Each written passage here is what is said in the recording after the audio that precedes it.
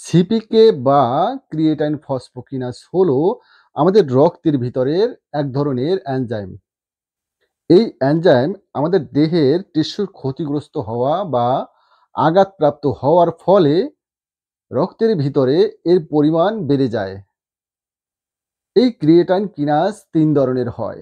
তার ভিতরে একটি হলো সিকেএমবি বা ক্রিয়েটাইন কিনাস মায়োকার্ডিয়াল ব্রান্ড, যা আমাদের হাড়ের মাংসপেশিতে থাকে। আমাদের হাড়ের মাংসপেশির কোনো সমস্যা হলে এই এনজাইম হাড় আমাদের রক্তের সাথে ছেড়ে দেয়। কেন সিকেএমবির পরিমাণ বাড়তে পারে? আমাদের হাড়ের মাংসপেশির কোনো জায়গায় ক্ষতিগ্রস্ত হওয়ার ফলে সেই জায়গায় রক্ত চলাচল কম হয়। যদি হাড়ের ড্যামেজ হওয়া পেশির পরিমাণ বেশি হয়, তাহলে সিকেএমবির পরিমাণ বেশি হবে। আর যদি হাড়ের ড্যামেজ হওয়া পেশির পরিমাণ কম হয়, তাহলে সিকেএমবির পরিমাণ কম হবে। আর এই হার্টের ড্যামেজ হওয়ার বিষয়টিকে বলা হয় হার্ট অ্যাটাক। তার মানে হার্ট অ্যাটাক হলে সিকেএমবির পরিমাণ বাড়তে পারে। সিকেএমবির নর্মাল রেঞ্জ কত? একজন সুস্থ প্রাপ্তবয়স্ক মানুষের সিকেএমবির নর্মাল রেঞ্জ হলো 5 থেকে 25 ইন্টারন্যাশনাল ইউনিট পার লিটার। এর থেকে বেশি হলে হার্ট অ্যাটাকের কারণে হতে পারে। তবে ল্যাব বা রিয়াজেন্ট ভেদে এই রেঞ্জ কম বা বেশি হতে পারে।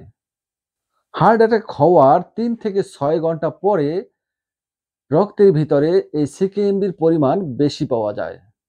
রক্তের ভিতরে সিকেএমবির মাত্রা ১২ থেকে ২৪ ঘন্টার ভিতরে সব থেকে বেশি থাকে। ৪৮ থেকে ৭২ ঘন্টা পরে এই সিকেএমবির পরিমাণ কমতে থাকে। কেন সিকেএমবি পরীক্ষা করা হয়?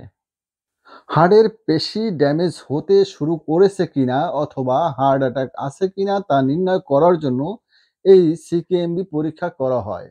কি কি লক্ষণ থাকলে একজন চিকিৎসক আপনার সিকেএমবি পরীক্ষা করাবেন? আমাদের হার্টের পেশির ক্ষতিগ্রস্ত হওয়ার কারণে হার্টের পেশিতে ব্যথা হয়। এই ব্যথা আমরা বুক থেকে অনুভব করি।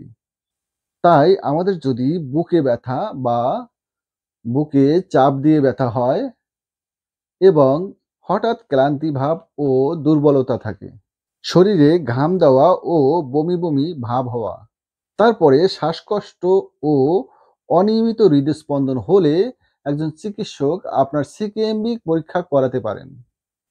আজকের ভিডিও এই পর্যন্ত। দেখা হবে পরবর্তী কোনো ভিডিওতে। সে পর্যন্ত সবাই সুস্থ থাকবেন, ভালো থাকবেন। Thanks all.